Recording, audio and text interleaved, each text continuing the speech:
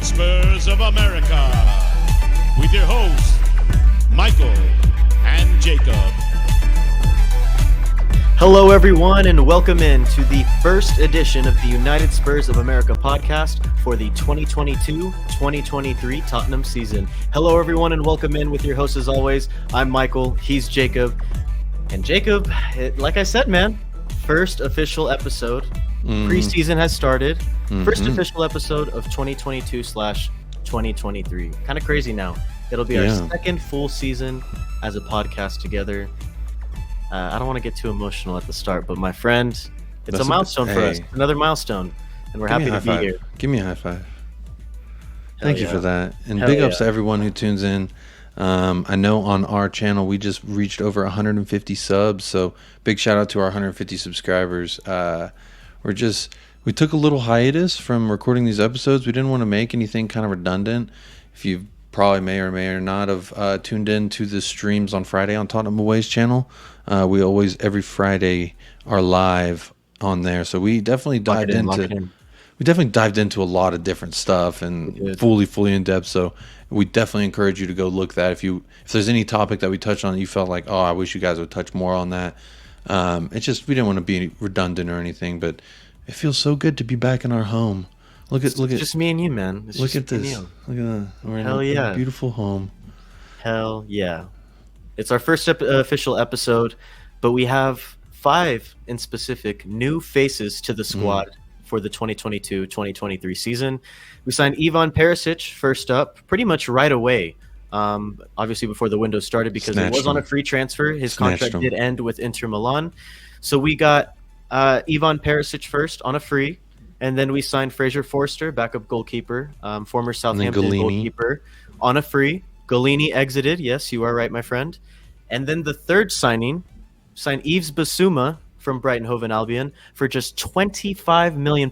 We will definitely get into that in just a little bit because of how much we paid for him and what we were actually getting in return. And then next up, we did have a little bit of a splash in the transfer market. We did spend £60 million on Richarlison from Everton. He came over. They were struggling in some financial fair play regulation issues that was going on over there in Merseyside. Regardless, it opened up an opportunity for Paratici and Antonio Conte to sign a backup striker, another attacking option. I don't necessarily want to say a backup option because he could very well be in the starting rotation. We don't know yet. We don't know what Conte's plans are. Signed him for $60 million, and then we rounded it up to this point on another technically free, a loan deal with Barcelona for Clement Lenglet, a left-footed center back from FC Barcelona. So Jacob, it is almost the middle of July. We have one preseason game that we'll get into in a little bit under our belt already for Tottenham Hotspur, and there's 5 new faces in the door. It's been a pretty good transfer window so far, if I do say so myself. Not something we're specifically used to, at least. And there's still allegedly business to come. That's a beautiful part about it. But right off the bat, when you mentioned Perisic, that we snatched him up really as soon as that we could. This is a guy Antonio Conte wants. This is something we've been asking for. Bring Antonio Conte guys in, not second options, first options. I think when we get into the long lays, I think that's a little bit of his second, third option. But that's not our fault. Bastoni didn't want to leave Italy. Fair play. The Forster thing, I think that's just purely a numbers thing. We need some English people on our squad for Champions League. But when you talk about Big Daddy Basuma, my Lord. And the fee in which we got him, 25 million pounds. 25 up to 30, right? With add-ons, bonies and stuff.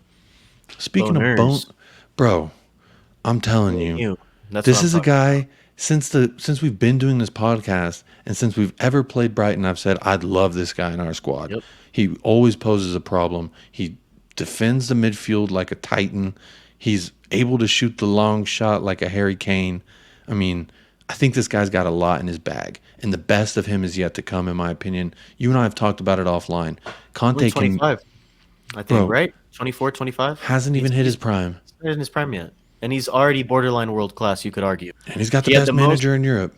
most. I believe it was the most tackles last year, if I do remember correctly. And then it was Højbjerg. What was the stat? The stat was he was one and Højbjerg was 2. The past 2 years, who has the most successful tackles and interceptions? And number 1 was Yves Bissouma. Number 2 was Pierre-Emile Højbjerg. And now both of those players play on our team. You know, we can't bash Højbjerg. He's been a general for us. I think we have a really solid thing happening in our midfield. If you watch the preseason game, Skippy came back looking good. Doherty played. I didn't think he was going to be back that quickly. Good to see him back.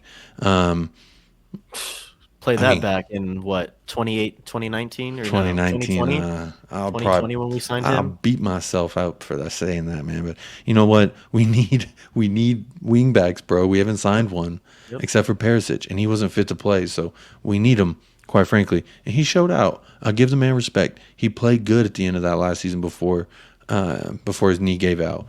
All right, guys, you could say before Johnny Cash took it. Yep. Is that his name? Cash? Yeah. Matty Cash? Matty Cash. But for me, I think the business we've done so far has been clear, concise. The Bissouma deal was like rumored, done. That's the business I want to see. I think 1 or 2 days. It was like we were linked with him, and then the next day it was like we were announcing in advanced talks, and then it was done. Here we go. That's the business I want to see. I would love to see us bring in another a world class wing back. We need that, I think, to play along with Perisic, because if you saw the game, Sessegnon and Royale, they're just not the answers if we're trying to really have some success. We're trying to compete with the cities, Liverpool's, and now Chelsea's signing some big name players. Yep. We gotta upgrade. I know we're rumored with Jed Spence coming in.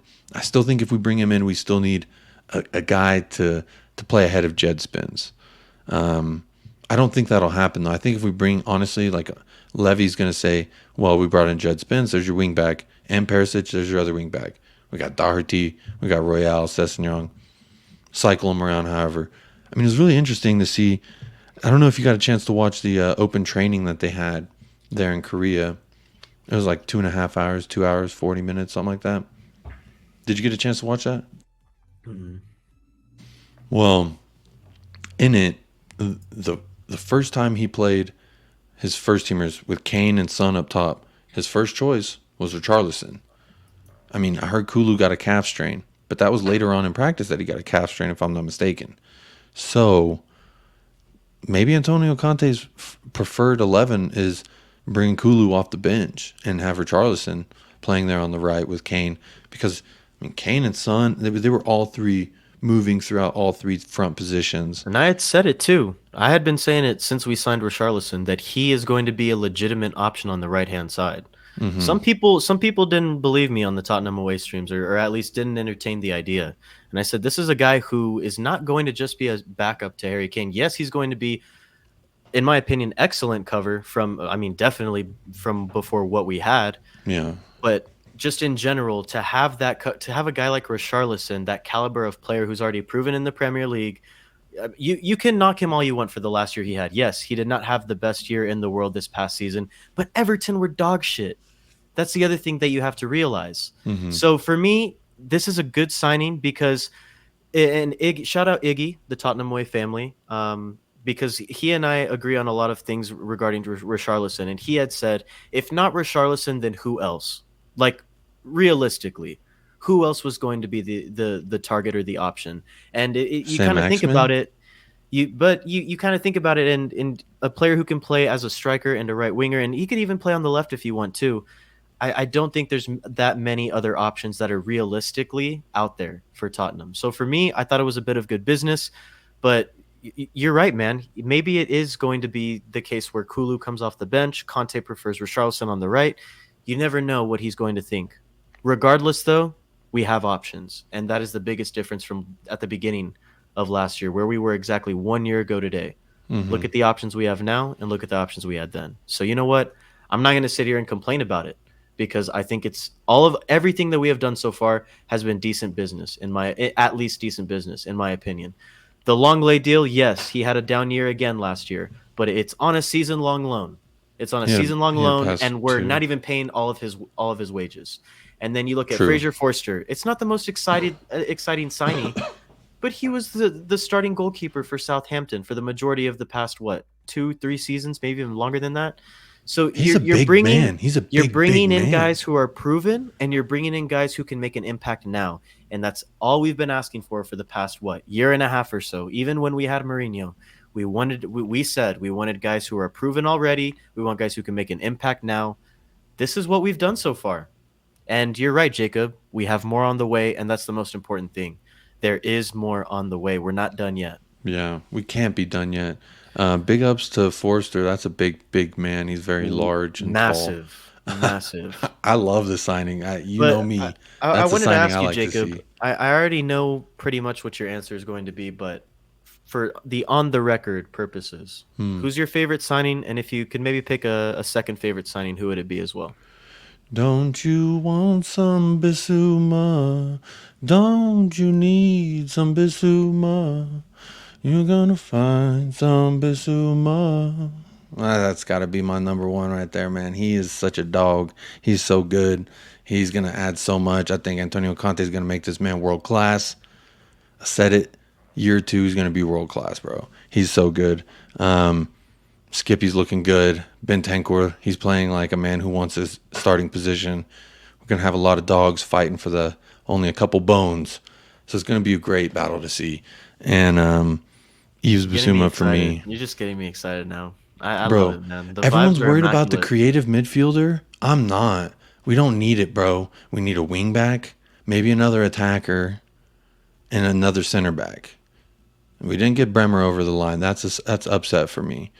Koulibaly, shout out Iggy, Tottenham away. Koulibaly's a guy that I've been wanting as well. On his way to another London club, unfortunately. And that's such a good signing for them. And then they're also trying to sign someone else. Kimpembe. And I don't know what I'm going to do if they sign Kimpembe, man. I love Bring Kimpembe here. Why can't we sign him? I love Kimpembe, man. I mean, let's give him time. I'm not going to soon if the talks are true. Also, if the rumors are true. The 4 players that were left behind by Antonio Conte that didn't make the Korea trip, I think it's very telling of the intent there, because Harry Winks was left behind. He's healthy. He was training. Giovanni Lo Celso, healthy, training. He was left behind. Tanguy Ndombele, healthy, training, left behind. Who else? It was Winks, Ndombele, Lo Celso, and Sergio Reguilon. Reguilon. That's interesting. It's interesting. It very much shows, I think, Antonio Conte's intent. Rodin didn't travel, but I think it was due to illness. But who knows if he would have even traveled. Steven Bergwijn's out the door. I think... Rest in peace. Rest in pussy. You know he is. He's a dog, man. Hey, one more time. Thank you, Stevie, officially, from the United Spurs of America podcast. Check your DMs, bruh. I've been hitting you up. I told you I support him. I'm looking forward to watching him play in the World Cup. But I think we need to get a couple more out the door. We need to get Bissouma's jersey sealed, signed, delivered online, ready to go. Because right now you can't buy a Bissouma kit on Spurs.com. You can't. You can't buy a Perisic either. I think he's waiting for Rodin to go out the door. I mean, and then we also had the number change of Romero going to 17. Romero is now 17. His Skip preferred. is now 4. Skip to 4. I mean, it's kind of cool, but it's good. It looks good. It looked good. It threw me off though at first when I saw it. Yeah. I'm used to Romero and other people wearing it as well. Like Alderweireld. Yeah, exactly. Alderweireld. To me, it screams Alderweireld. Yeah. And so it's a little weird, but you know what? I love Skip, and he made it look good. So I support it. 17 is Christian Romero's preferred number, so I'm happy he's happy. Keep that man happy. Keep him here. Keep him at Tottenham. I think that's a bit of business we need to take care of soon. For me, bro, I have to agree with you, man. I think Bissouma is probably our best signing right now just because of the value. You already mentioned it, £25 million, borderline world-class player in my opinion. This is a guy who makes your midfield so much better. You picked out the best player from a Brighton team who was decent last season. They were a decent team. They've been decent the past few years. You also get it, and my second favorite signing is either it's kind of a close call, man. I love the Perisic signing because it was free, an immediate impact. Who's going to be a day one starter? You best believe that he's going to start at left wing back this season. But it's got to be another bit of business, like I've already mentioned. It was good, man. I have to say it was decent. Richarlison, and I think he's going to make a really big impact in our squad this year. And hey, this is a guy who Conte wanted. This is a guy who Paratici wanted as well. And as of right now, man, I'm trusting Paratici and I'm trusting Conte. Whoever they bring in, bring it on. If they want him, I want him. So for me, I think my second favorite signing has to be either Perisic or Richarlison. But exciting times are ahead, my friend. Exciting times are ahead. Jed Spence rumored to be happening soon. That's another signing that I've been calling out for since before the transfer window even opened. So I'm very excited there. You already mentioned it. If we could get another right wing back who's very proven and experienced, world class even, that would be Hakimi. perfect. Hakimi dreams, baby. Hakimi wet dreams. And then you have a possible creative mid option. Another center back needs to come through the door, in my opinion. So there's still work to be done. But as of right now, man, it's been exciting to see. It's been great. And It's it been was fantastic. great to see the new signings as well who did get to play. You know what I mean? It was good to see Richarlison out there. He looked a little bit rusty, I can't lie. But you know what? I'm not going to knock a player who was rusty but didn't make that many mistakes. You know what I mean? He worked hard. He was in the right positions where he needed to be in certain scenarios. So there was a few bad performances that I am concerned with that we'll get into a little bit later. But I'm excited, man. I'm excited. You know, big ups to Richarlison because Bob Spur TV had tweeted something because there was in the training video it was literally his first shot. I watched the whole training video from start to finish. It was literally his first shot, and someone took a clip of that and they put it up on Twitter and was like Richarlison at Tottenham Hotspur FC, right?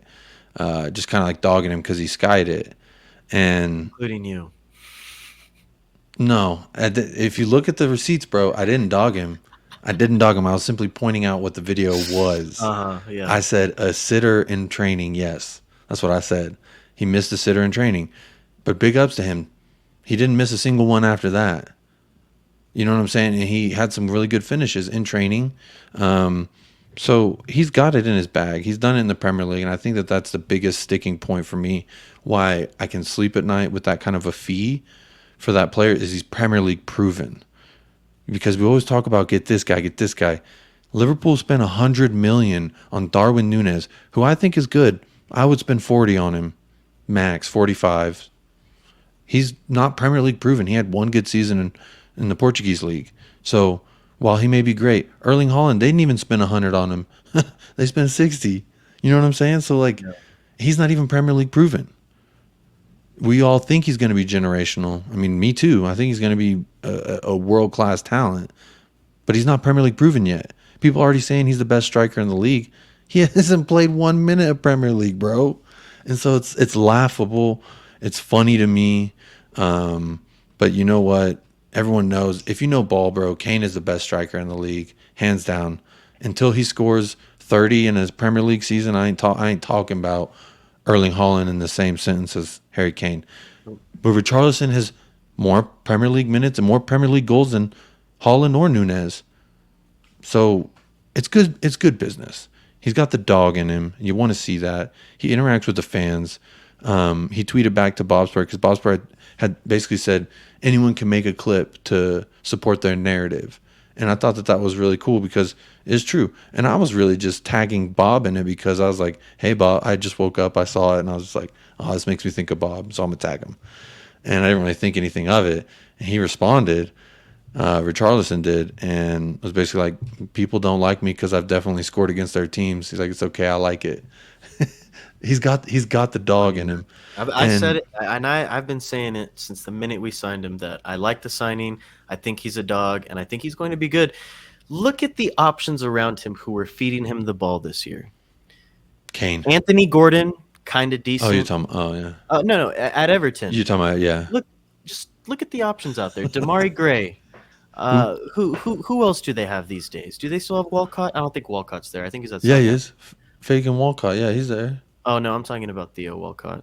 We're talking about the wrong Walcott. Oh. But anyways, just look at the options around him now. You have potentially Harry Kane, Hyun-Min Son, Jed Spence possibly, or Matt Doherty, Basuma in the middle, Bentancur in the middle, Skip in the middle, Perisic on the left, Sessegnon on the left. There's so many better options that are now feeding him the ball, man. He's going to be good. He's going to be good. And I'm going to say it now on the record. He's going to be good. And I think he's going to be better than another certain Brazilian that signed for another North London club. That's just me, though. You know, when we were breaking down, there was 3 options, right, that we were all looking at: Rafinha, Jesus, Richarlison. You know, Jesus had a far, far better squad than Richarlison, but he wasn't. He was a backup for a team that didn't have a starting striker. They were trying to get a striker, and he's a striker. It's funny to me, but I didn't really like any of them except Rafinha, to be completely honest. If you watch any of the streams, I wasn't rating any of them except Rafinha, because I watch me some bloody leads. I've been a fan of Rafinha. La Rafinha Liga instead of another Premier League club.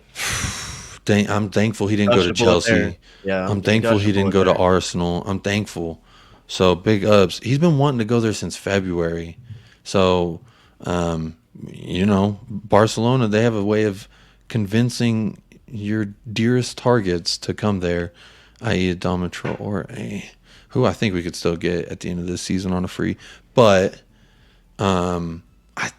you got a good point. Who else is there that could fill in 1, 2, or 3 up top, right? Who can play behind Son, Kane, or be that right winger that we need? So I'm excited to see it. Like I've always said, you know, I'm harsh on them, but when they wear that kit, bro, I big ups them, and I think that the sky's the limit, because you bring up a good point.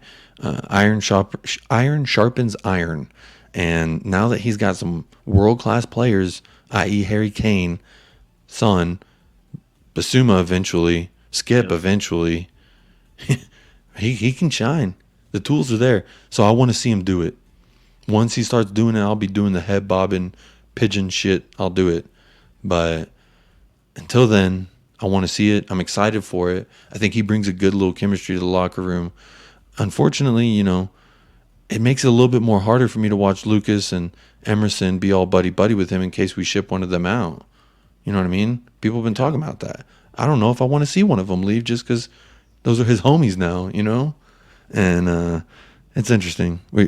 It's interesting. We got some options, though. We got some depth. We need to make some more signings. Spence, I think, would come in and be a sure starter on that right side. Plain and simple. I think he's better than Royale. I think he's better than Doherty.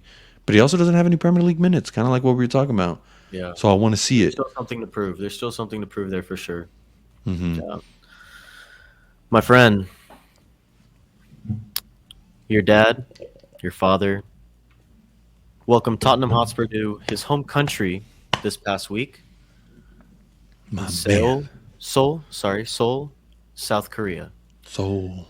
Tottenham have officially started the 2022-2023 preseason in South Korea. They played the Korean All-Stars yesterday. Hey, big ups. There were some talented dudes. Big ups to the K-League team, yeah, to the K-League in general, and big ups to the fans in South Korea. I tweeted this live during the match. They were absolutely phenomenal. Every time they showed Conte, every time Son, they showed Conte, they would cheer. Every time they showed Kane, they would cheer, and obviously every time they showed Son, they would cheer. And it was great, man. The welcome they got in the airport, 64,000. the vibe around the team as well on the way. You could tell that they were very excited to go see Sonny's home country. And then obviously the vibes where Sonny was hugging Conte, greeting Kane, greeting the squad at the airport. Oh man. What a summer so far for Tottenham. It is truly a Hotspur summer. Hey, I like that. It's a Hotspur summer. I love that. Our American friends will know what we're talking about. Man, the reception at the airport, I knew it was on. You had people with Croatia national team jerseys. Perisic. You had Norwich Oliver Skip jerseys. You had Everton Richarlison jerseys. You had, of course, you had a million Son jerseys out there. And they even sang HarryKane. He's one of our own. Bro, the vibes were immaculate in Korea. I wanted to be there, man. I wanted to be there so bad. I'm really enjoying seeing all the content come out of that. It just can't help but smile, and like it warms your heart seeing these kinds of things. For me, man, they have here Perisic's number right now is 22. That's what I see right here. Oh, it's official now? It's just according to SofaScore, the jersey he had in case he played, but he didn't. Oh, The jersey, but I mean, Dele Alli wore number 10 in the preseason last year, so like it don't mean anything. No. But do 64,100 official attendance at the stadium there. I thought that was pretty powerful. I thought the reception, they're loving on our team. They're showing massive amounts of support. I just think, bro, look at what Son has done for an organization alone. Like, he has taken an entire country, and now they are all Spurs fans. Yep. All of them. So it's beautiful, and it's so beautiful to watch. He's why I love Tottenham. He's why a lot of people love Tottenham. It's beautiful. And he had that nice note for the teammates saying, like, I appreciate you being here. Welcome to my country. Yep. I enjoy all you guys. Like, it's just so heartwarming. And Conte hugging Son. Come on, that was beautiful. I'm just so excited for this season, and it's so great that we have football back now. I've been missing it. The fact that you seeing Spurs official tweet out match day graphics. I mean, bro, I've been missing it. It's been a long time. Like, I've been missing this pod. It's been a long time since we've been here too. It has been a long time, my friend. It has been a long time. So we did open up the preseason yesterday against the Korean All-Star team. Tottenham did end up winning the match 6-3. It was a very entertaining match, to be fair. Very, very entertaining. Back and forth for the majority. All of the first half, pretty much, and then the majority of the second half before we pulled away late into the match. But Jacob, regardless, it's a 6-3 victory. There was a lot of I don't know how to put it. There's a lot of new things to look at, just because there was new players. There was. People looked just a little bit sharper in terms of where to be, their positioning. You could definitely tell that Conte's system is slowly coming along. And now we've reached a point where now we're expecting them to hit the ground running as soon as week 1 starts in the Premier League. I think that was kind of the vibe that I got, is this team is going to be ready by week 1.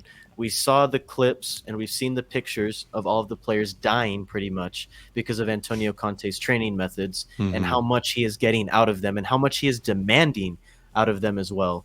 So for me, man, there was a lot of things that I took away from the match, but I think the biggest thing is that I am going to expect us to be ready to go and have limited rustiness, if you will, in as early as week 1 in the Premier League this year. What about you? Man, how good is it that we got Conte for a full off season? Oh yeah. I mean, it was great to watch because there was just so much, like you said new going on. There was so much new going on. I mean, I was trying to keep notes, but it was just like, I mean, Lucas Moura was playing out there on the right wing back with Doherty on the left, and then Harvey White comes in and plays left wing back, and then Doherty goes over to the right. There was a lot of interesting stuff. Davinson Sanchez playing as the left-sided center back. I think we saw him struggling to adapt in that position. You're muted, by the way. Whatever you were saying. My B. I said never again, please. Never again. But like, I was watching it, right? And this is going to be in defense of Davinson Sanchez. Okay, because when the difference of right center back to left center back is immense. Think about it. When you're taking the pass on and you're going to play it back to the goalkeeper, you're playing that off typically your right foot. Yeah, right? You used to be turning the other way. And it's like opposite. I can understand why he was struggling, especially that first 10 minutes. He was on ice skates, and his passing was horrible. He almost gave away a goal. I think he did give away a goal, if I'm not mistaken. Yeah, he did. He almost did. It was shaky. I don't want to see it. We know where his position is, behind Romero in the 18. Just stay there. But if you watch the fitness videos, Davinson Sanchez, he's one of the most fit fucking players on our team. I don't care what no one says about this man. And watching him run 42 times up and down that fucking field after they had already trained for 2.5 hours.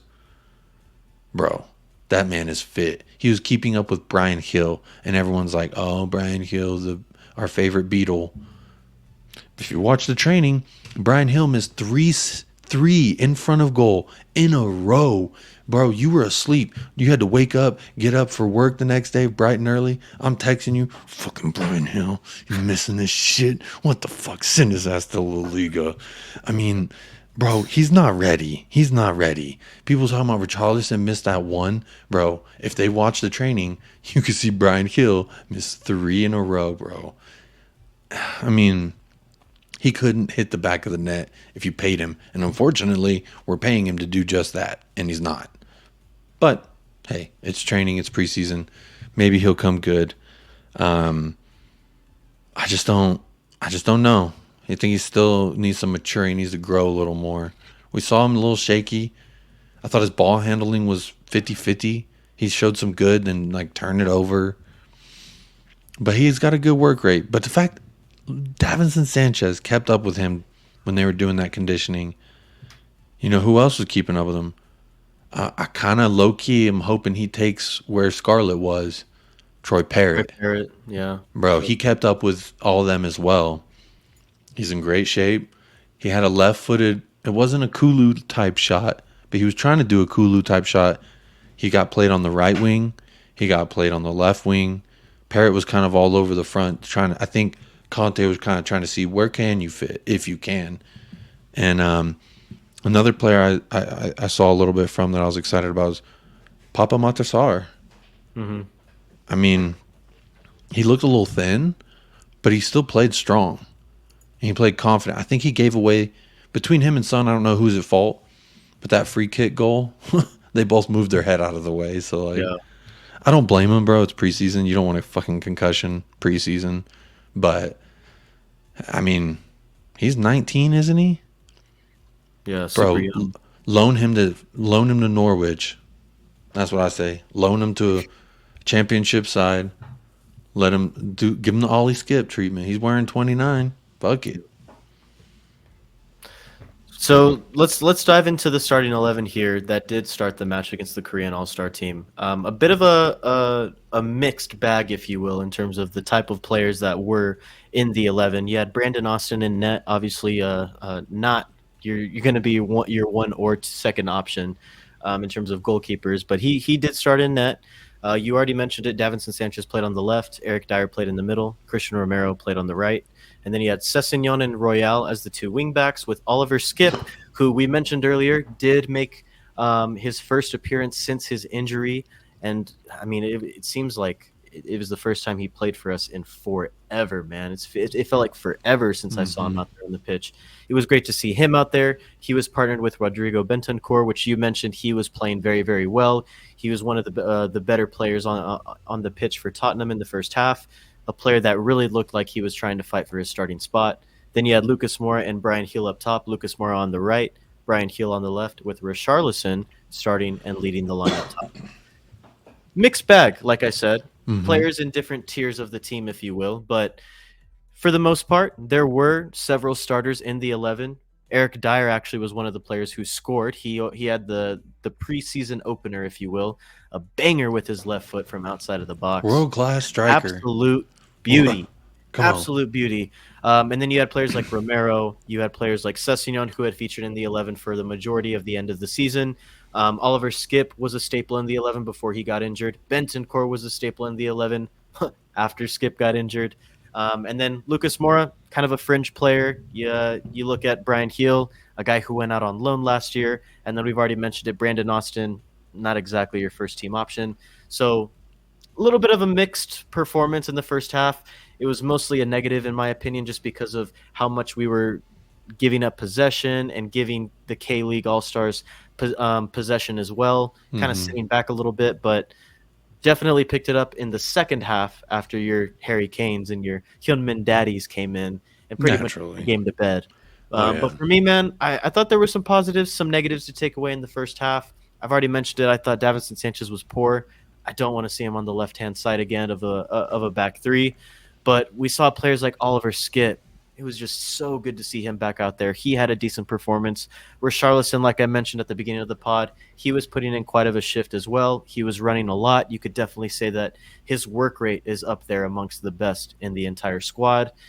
You had a guy like Brian Hill who really struggled to make some sort of impact. what were some of the players that stood out for you, Jacob, in particular?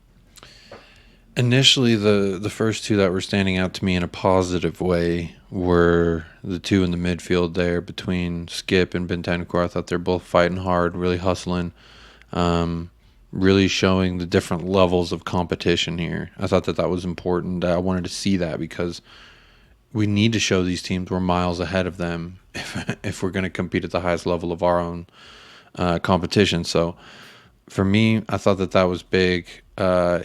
Skip coming back from injury, along with, like I mentioned earlier, Matt Doherty coming back from injury. I thought that both of those, to see them playing, was a big, big plus. Whether you thought they were poor, average, whatever, they're out there, and I think that's the biggest thing. Players who also stood out to me, outside of the Son and the Kane, we knew they were going to come on and make a difference and do something. I mean, Kane forced an own goal, then he scores a goal, then Sonny's going to score a pin, then he's going to score a little bad pass from their center back. So we knew that was going to happen.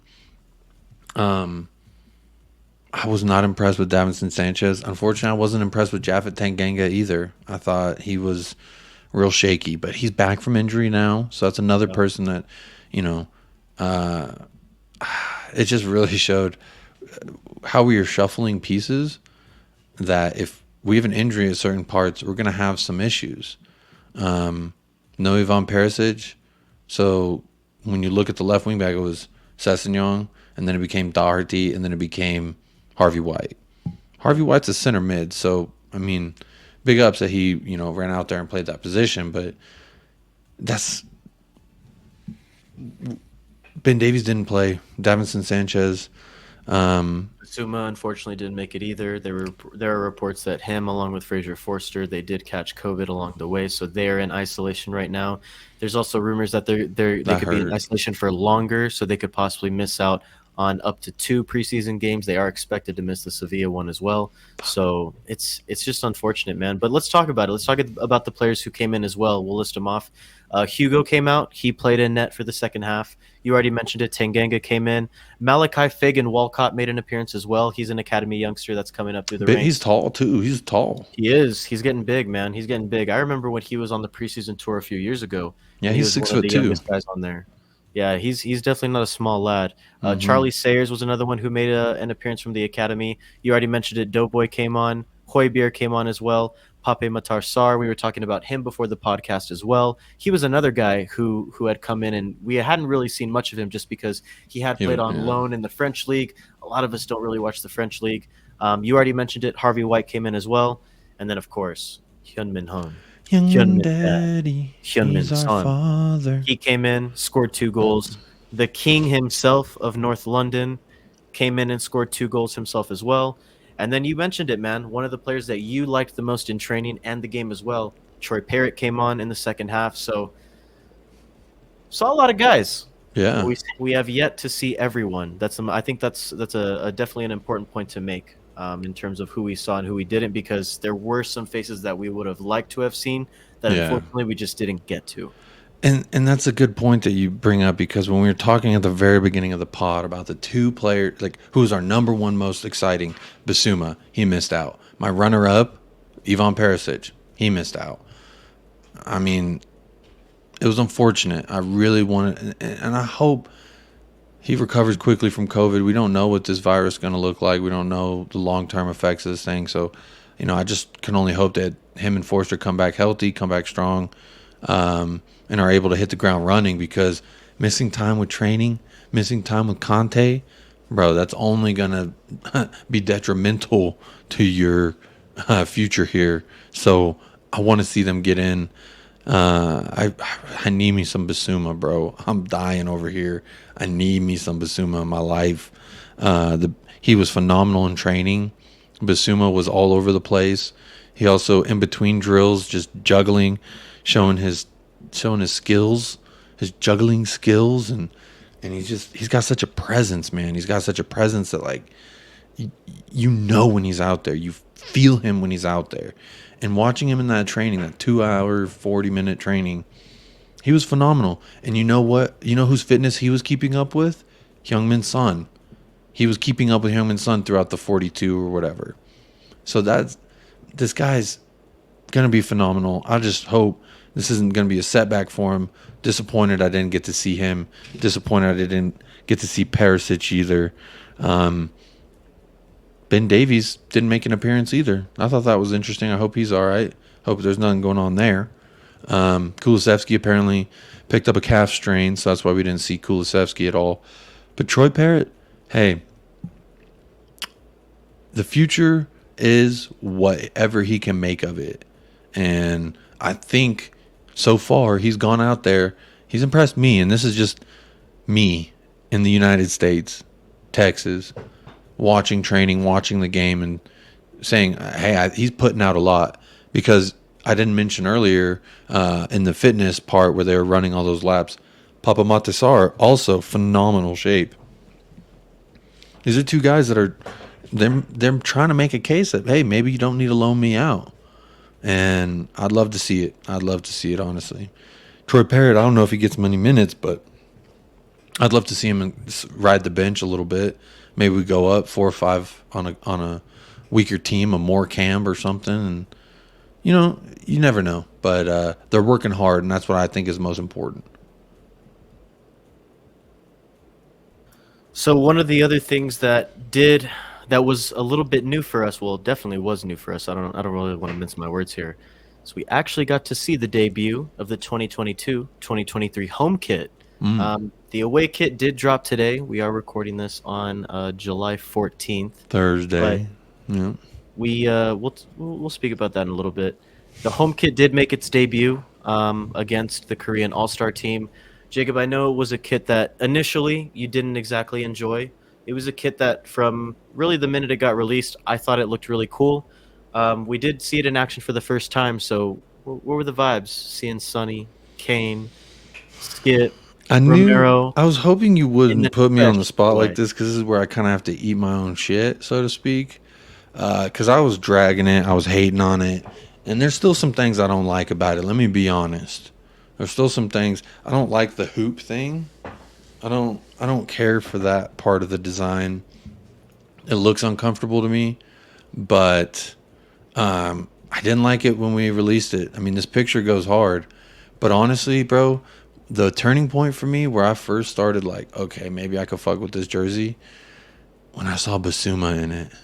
Yeah. I'm not gonna lie, he looks so clean in it. I was like, bro, this jersey, I hate it. I hate that it's kind of growing on me. And then watching it in action, my wife teases me because this happens every year where I'm like, I don't know, that home kit kind of let me down. And then I'm watching it, and it's primarily what we wear. And when we go all white for Champions League, oh my God. I mean, I like the jersey now. Will I buy it? Probably not. Because if I do, I'm going to want Basuma on it. I'm going to want the Champions League font. I did want Romero. I'm not going to lie. I did want a Romero kit. I don't know about the 17, though. I feel kind of weird wearing a 17. But, man, the away kit. You want to dive into it now? Yeah, let's do it. I mean, everyone's seen the home kit. We all know what that looks. It looks. It's growing on me. I'm starting to like it. That's my point. I love it. I love it. I think it looks clean. I think it looks sharp on the players, and I think I'm going to get one this year. I think I'm going to try to get it. I just don't know who I'm going to get on the back, so I think I'm going to give it a few weeks. Maybe within the first few weeks of the Premier League. After it starts, I'll make a decision. But for now, I'm not sure who I want to get. I kind of want to get Kane again, but I got Kane last year, so we'll see. Kane's a solid choice, though. I mean, come on. We also have now the 2022-2023 away kit. This one, definitely I have different opinions on it rather than the home kit. If you are watching on Spotify video, or even if you're listening on Spotify audio, you can switch to the video option now. You can see the away kit that just got released today officially. There were rumors for a while, but officially dropped today. I think it looks like a scuba suit, my friend. I'm not vibing with it. What about you? That's what we've all been saying, because we've seen the leaks. Now the leaks, I will say the trim on the sleeve, that kind of helps it. I think it's just the top. The neck. The lime on the top. The neck. I don't like it. That's it for me. I think if it was the sleeves went all the way across like across the top where there's that little hoop kind of.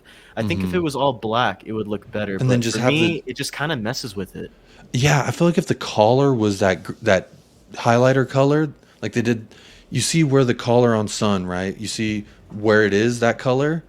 You take this like this kit I'm wearing right now, and you make it that color just right there, and cut it off like that, like this one is, and make it that color with the trim. I think that'd be sick, with the black, blue, and that little bit of trim. I think it's too much. It's clashing. You also got the logo in the middle with Nike right under it. To me, it kind of throws me off because I love smacking my chest right here about my Tottenham. But I will say there was a photo that came out of Romero. He looked pretty good in it. But I mean, to be I, fair, the more I look at Sonny right now, he doesn't look bad. Ben no, Davies looks bad though. That one looks yeah. bad on Ben Davies, but I mean, But Sonny, also take into he all looks good. context, look at the room. It's blue, and they put highlighter lights in the top, like of the lockers, and on the bottom of the lockers. So they're enhancing those colors to make it pop like that. Now, if you've seen it in person, it doesn't pop like this. It doesn't look as vibrant as this. So when these pictures and these videos come out, to me, it kind of it skews what it actually looks like in person, because I think that, oh yeah, zoom on in. Like with the fluorescent lights, it looks like it's kind of popping, right? Ledley King was in the video. That's cool to see. I thought Højbjerg looked pretty good in it. You know, it might look good in FIFA. It might look good on, when we watch it on the TV with the black shorts or whatever. But it just isn't a kit I can see myself buying, honestly. Little let down. Yeah, I don't know if I'm gonna. I don't think I'm gonna buy it either, my friend. But I Fair just shout, hope. though. I just hope that. Well, I mean, I guess I'm not gonna say I hope, but if we are going to wear this kit, we better at least win something in it. You know what I mean? Like, it kind of gives me the same vibes as our third kit from the 2018-19 season where we made the Champions League run, because pretty much all of our best memories from that Champions League run were worn by that green kit that had like the Mm-hmm. overhead London view that was really weird. Everyone hated it when it came out, but it's actually one of the most beloved kits now, just Because of the because of vibe. that Yeah. run, just Yeah. because of it. So, look, you may ask me, Jacob, in like 2-3 years down the road, and you may ask me, hey, remember that away kit that we wore in 2022, 2023? I could very well say, oh yeah, the one that we wore in the FA Cup final or the Champions League semifinal. You know what I mean? So I hope I can be able to say that about this kit, but in terms of actually purchasing it, it's going to be a no for me, dog. Yeah, it's going to be a no for me. It's more likely I'd buy the home kit than that one. The third kit that I've been seeing going around, it looks okay. I don't hate it, and I want to see it on the players, and I want to That's see it that's more the decider right because there. I could I'm kind of lining that one up as well, but Mm-hmm. we can talk about that when it officially See, releases, because I I'm guess. I'm kind of, yeah. I would love to do that. I'm big on the kits. I love talking about the kits. The third kit that's been leaked, I don't know if you've seen, to our viewers, if y'all have seen any photos of it, but it's kind of that blue with a bunch of textures going on. I think it's kind of cool. I'm kind of hoping that kit, that we build some really good memories in Champions League or FA Cup run or something, wearing that kit. I'm definitely gonna buy. I mean, I just want to see it on the players. Like, I've only Yeah. seen it on goofy motherfuckers on Twitter. I want to see it on the players. That's going to be my deciding factor. Because honestly, when you think about it, last year I said the same thing about the home kit. I didn't like it. I thought it was boring. But you know what? I look back at it. I love that home kit. It's a beautiful home kit. Its subtlety is its beauty, and also the season we had in it. Like, it's a great remembering. And the away kit, I didn't like it initially, but after about a week of seeing the players wear it, it was like, okay, I love this kit. Yeah, I wasn't excited when those years came out either, because I was upset we were going away from the purple and dark blue. Yep. But you know what? All's well that ends well. If we're lifting the trophy in the duck suit, then quack quack, motherfucker, because I'm gonna be crying anyway. We're on the same page, my friend. We're on the same page.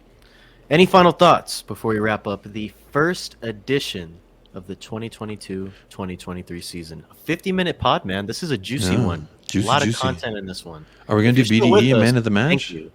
Oh, you want to? Let's do it. May as well. Kick it off. Go ahead. I'm going to say my man of the match has got to be the homegrown hero.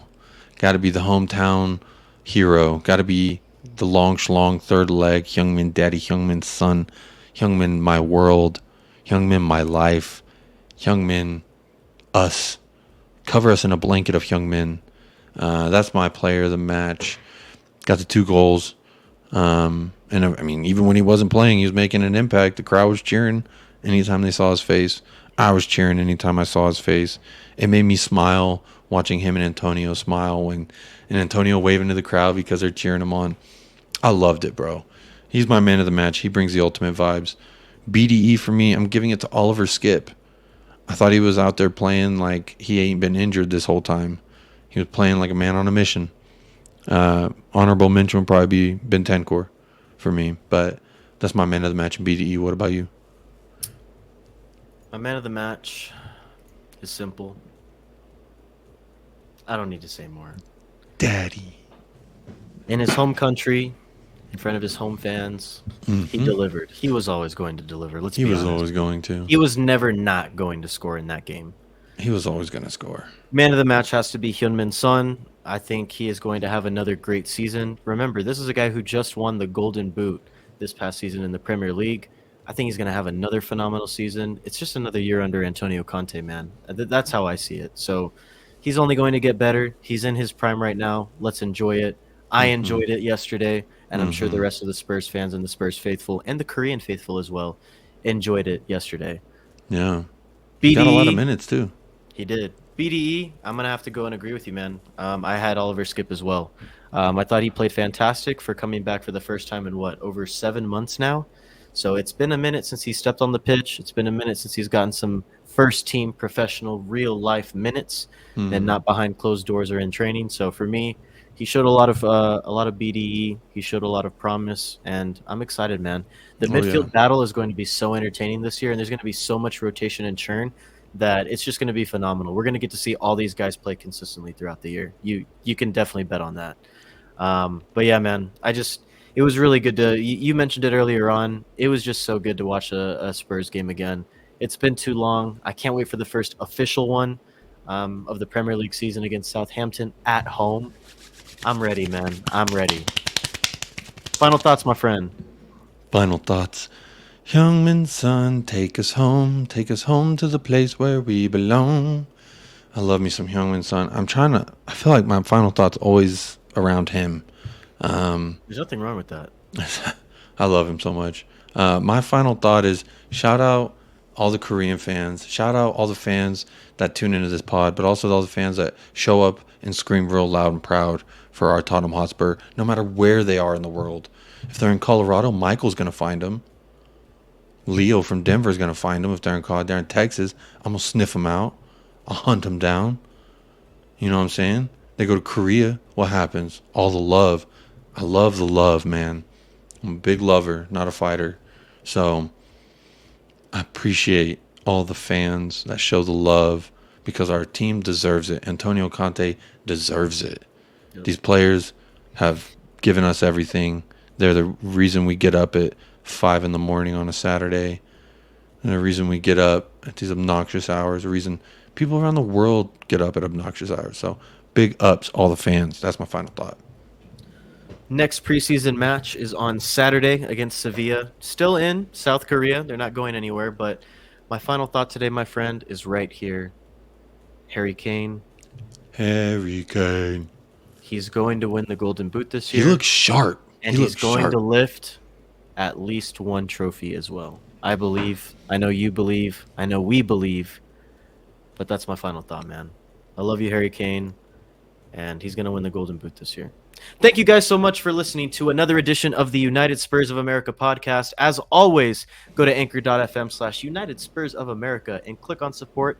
Any and all support would be greatly appreciated. Also, follow us on Spotify and on YouTube as well. If you are locking it on the YouTube, we are having a much stronger YouTube community because of you guys. You guys have made it so much more interactive.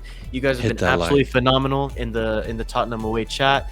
And on the streams, we do have one tomorrow that we were recording this on a Thursday. We have one on Friday. If you're in the United States, it's at 2:30 p.m. Eastern Standard Time. If you're in the UK, it is at 7:30 p.m. UK time. So make sure to lock in there. Make sure to hit the like. Make sure to hit the subscribe button as well if you are watching this on YouTube.